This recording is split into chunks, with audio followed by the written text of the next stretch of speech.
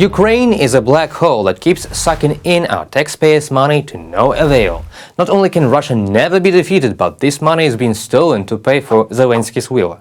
It is a familiar story, isn't it? Especially on Twitter, where Russian bots have been running wild with excitement and political instability as the elections in the United States come up.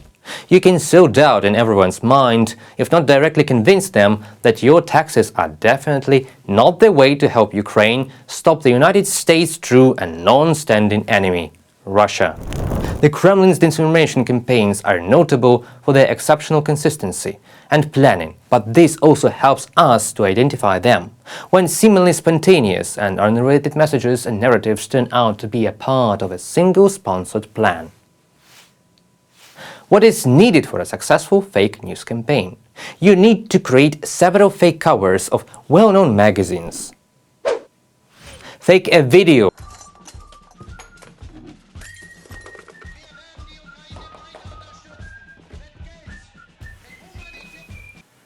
Slander fictitious publications on social media and spread it on your official propaganda media, such as the Russia Today international broadcasting service. The money from international support goes somewhere else and seems to have no effect.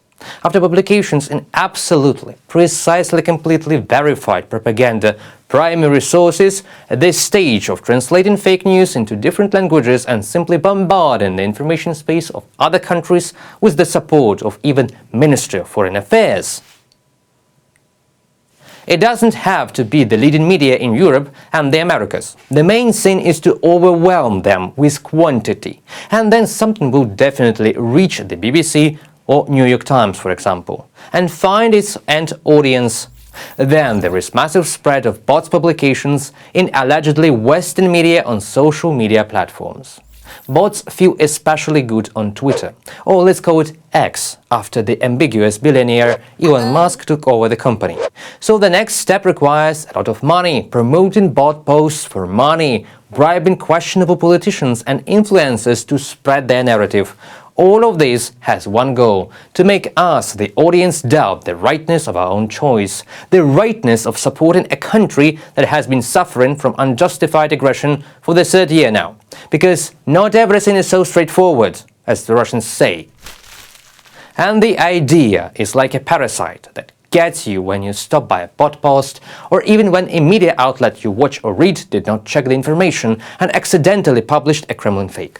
As soon as the harmful narrative catches your eye, you may think for a second and doubt the correctness of your own choice to help restore international law, rather than to indulge the aggressor to take a bite out of a neighboring state that has not even provoked it.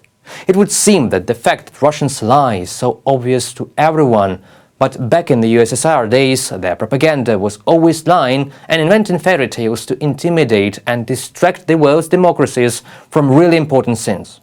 But what do we see now? The draft law on military assistance to Ukraine has been waiting approval since October last year, and we have it only right now. During this time, the Ukrainian air defense system has been exhausted by constant nightly missile and drone attacks. And the artillery has such a severe lack of shells that Russians outnumber them 10 to 1. Avdiivka, Bakhmut and many other strongholds have been lost. But the worst thing is that thousands and thousands of priceless lives of Ukrainian defenders and civilians have been lost, who have nothing to answer the Russian military machine yet. So it would seem that these fake news and social media posts are nothing, right? But the facts tell a very different story.